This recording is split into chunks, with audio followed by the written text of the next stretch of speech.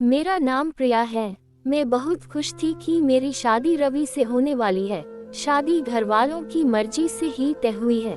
मेरी भैया की शादी अभी 1 साल पहले ही हुई है। मेरी भाभी का नाम रचना है। मेरी भाभी बहुत सुंदर है, साथ ही बहुत हंसमुख है। हंसना और बातें करना उन्हें पसंद है।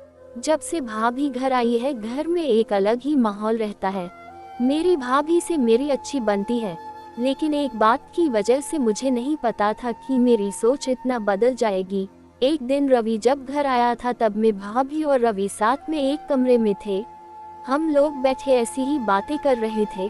जैसा कि मैंने पहले ही बताया कि मेरी भाभी बहुत बातें और मजाक करती है। ऐसे ही बातों बातों में उन्होंने रवि से कह दिया कि आपने भी क्या देखकर इसे पसंद कर लिया। आपका दिमाग तो सही है, अभी भी मौका है, आप बच सकते हो, शादी अभी हुई नहीं है। इतना भी होता तो शायद मैं बर्दाश्त कर लेती, लेकिन उसके बाद जो रवि ने कहा उससे मुझे ज्यादा बुरा लगा। रवि ने कहा कि क्या करूं भाभी, आपकी जैसी सुंदर तो मुझे शायद मिलेगी नहीं, तो अब जो मिली है उसी से कर लेता हूँ। बात मजाक में ही हो रही थी, लेकिन मुझे वो बात दिल पर लग गई। उस समय मैंने भी बात हंसी में टाल दी, लेकिन मुझे अब वो बात सोने नहीं दे रही थी। मैं पता नहीं क्या क्या सोचने लगी थी। मैं अपने आप को भाभी के साथ कंपेयर करने लगी थी। मुझे उनसे और उनकी सुंदर होने से जलन होने लगी थी। एक छोटी सी बात मेरे अंदर यह बदलाव ला सकती है, मैंने सोचा नहीं था। मैं उस बात का जवाब देना चाहती थी।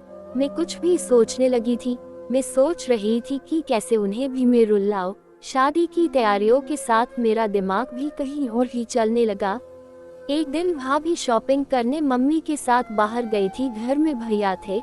मैंने सोचा था कि भैया को कुछ ऐसा कहूँ जिससे इन दोनों के बीच में झगड़ा हो, थोड़ी कहा सुनी हो, भाभी थोड़ी परेशान हो। उस समय मैं बस इतना चाहती थी, लेकिन मुझे नहीं पता था कि मेरी उस बात से उन दोनों की जिंदगी में जहर घुल जाएगा। भैया भाभी को फोन लगाकर पूछ रहे हैं कि कब तक आओगी। भाभी ने कहा बस आ ही रहे हैं। भैया बोले कि पहले भी यही बोला था, अभी भी यह कब तक आओगी। मैंने उस बात को पकड़ लिया और भैया के फोन रखने के बाद मैंने कहा कि खूबसूरत लड़कियों की बात का कोई भरोसा नहीं होता। भैया पता नहीं क्या क्या छुपाती है, क्या झूठ बोलती है। आखिर वो भाई तो मेरे ही थे। उन्होंने भी मेरी इस बात को पकड़ लिया। पूछा क्यों, क्या बात कर रही है, तुझे कुछ पता चला क्या। मैंने जानबूझकर ऐसा दिखाया कि मैं कुछ जानती हूँ और उनसे छिपा रही हूँ। मैंने कहा नहीं, कुछ नहीं, मैं तो बस ऐसी ही बोल रही थी। भैया ने फिर पूछा तो मैंने और ज्यादा उन्हें परेशान किया। मुझे पता था कि वो जितना परेशान होंगे उतना ही भाभी भी होगी। मैंने उन्हें ऐसे ही कहा कि भैया मैं क्या बताओ, आप खुद समझदार है। वो बोले क्या मतलब, क्या बोलना चाहती है, ठीक से बता। मैं अब क्या कहती, लेकिन अच्छा हुआ कि उसी समय भाभी और मम्मी वहाँ आ गए और बात टल गई। लेकिन मुझे बहुत खुशी हो रही थी कि मैंने अपना काम कर दिया। भैया उनके आते ही अपने कमरे में चले गए। बस मुझे अब भाभी का वैसा चेहरा देखना था जो मैं देखना चाहती थी। भाभी करीब 1 घंटे बाद जब कमरे से निकली तो उनका चेहरा बयान कर रहा था कि मैंने जो बोला है उसका असर हो रहा है। भैया का भी मुंह उतरा हुआ था। उस दिन से भाभी का बोलना और हंसना कम हो गया।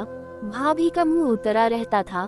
मैं पता नहीं कैसे इतनी कठोर हो गई थी कि उनके आंसू से मुझे खुशी मिल रही थी। भैया और भाभी में सब कुछ ठीक नहीं है, इस बात का पता अब हमारे घर में सबको चल गया था। भाभी अब मुझसे भी बात नहीं कर रही थी, लेकिन मुझे बुरा नहीं लग रहा था। एक दिन भैया भाभी से किसी बात पर बिगड़ गए और सबके सामने उन्हें घर से जाने को कहने लगे। मम्मी और पापा ने कहा कि क्या हुआ, क्या बात कर रहा है, ऐसा क्या हुआ, लेकिन वो बोले कुछ नहीं। भाभी को वो बात बहुत बुरी लगी और वो घर से जाने लगी। मम्मी ने कहा कि शादी सर पर है, ऐसे कहाँ जा रही हो। भैया बोले उससे जाना है तो जाने दो। भाभी मेरी तरफ देख रही थी, लेकिन मुझे ना बुरा लग रहा था, ना मैंने उन्हें रोका। भाभी अपने घर चली गई। शादी में सिर्फ 10 दिन बाकी थे और भाभी घर से चली गई। घर में मम्मी, भैया और पापा को देखकर अब मुझे थोड़ा बुरा लगने लगा था, पर मैं अब कुछ नहीं कर सकती थी क्योंकि बात बहुत आगे निकल गई थी। सच बताओ तो बात इस हद तक चली जाएगी इसका मुझे भी अंदाजा नहीं था। शादी के समय सभी के मुंह उतरे हुए थे और इसका कारण मैं थी। लेकिन ये बात मैं कैसे बता सकती थी। भाभी को मम्मी ने फोन किए लेकिन वो नहीं आई। घर का माहौल ही बदल गया। भैया से सभी पूछ रहे थे कि ऐसा क्या हुआ, लेकिन वो भी कुछ बता नहीं रहे थे। घर की रौनक ही चली गई थी। शादी को एक दिन बचा था और भाभी अचानक ही वापस आ गई। भाभी को देखकर मम्मी खुश थी। मैं अभी भी भाभी से बात नहीं कर रही थी, सोच रही थी कि किस मुंह से बात करूं। मेरी वजह से भाभी इतना परेशान जो हुई। भाभी खुद ही मेरे पास आई। मैंने बोला आप आ गई? वो बोली हाँ। मैंने सोचा कि अगर मैं नहीं आती तो तुम्हें तैयार कौन करता। भाभी ने ऐसा कहा तो मैं रोने लगी। भाभी ने कहा कि मुझे तुम्हारे भैया की बातों का इतना बुरा नहीं लगा। ठेस तो मुझे तुमने पहुंचाई। मैं घर से भी तुम्हारी वजह से गई थी। मैंने सोचा था कि तुम मुझे फोन करके बुलाओगी, लेकिन तुमने ऐसा नहीं किया। मुझे नहीं पता तुमने ऐसा क्यों किया, लेकिन मैं तुम्हें एक बात समझाना चाहती हूँ। अब तुम्हारी शादी होने वाली है। तुम दूसरे घर जाओगी। कुछ ऐसा मत करना जिससे बाद में तुम्हें पछतावा हो। मैंने भाभी को कहा कि मैं भैया को बता देती हूँ कि वो मजाक था। भाभी बोली तुम उसकी चिंता मत करो। उन्हें अगर अपनी पत्नी पर विश्वास नहीं तो यह उनकी गलती है, तुम्हारी नहीं। मैं उनसे निपट लूंगी। शादी का समय है, तुम खुश रहो। भाभी के आते ही घर में रौनक आ गई। इस गलती ने मुझे बहुत कुछ सिखाया। मेरे अंदर की जलन और ईर्ष्या को खत्म कर दिया। मेरे अंदर एक डर पैदा कर दिया कि मैं कहीं गलती से भी किसी के साथ कुछ गलत ना कर दूं। भाभी मेरी जैसी नहीं है, मुझे पता है वो भैया को भी संभाल लेंगी। मैंने भाभी के साथ इतना कुछ किया, लेकिन उन्होंने अपना फर्ज नहीं भूला, ना ही यह बताया कि ये सब मेरी गलती है। ऐसी भाभी सभी को मिले। आपको ये कहानी कैसी लगी कमेंट कर हमें जरूर बताएं। इसी तरह की कहानियाँ आपको यहाँ मिलेगी, तो बने रहिए हमारे साथ और वीडियो को एक लाइक करके चैनल को अभी सब्सक्राइब कर लीजिए। धन्यवाद।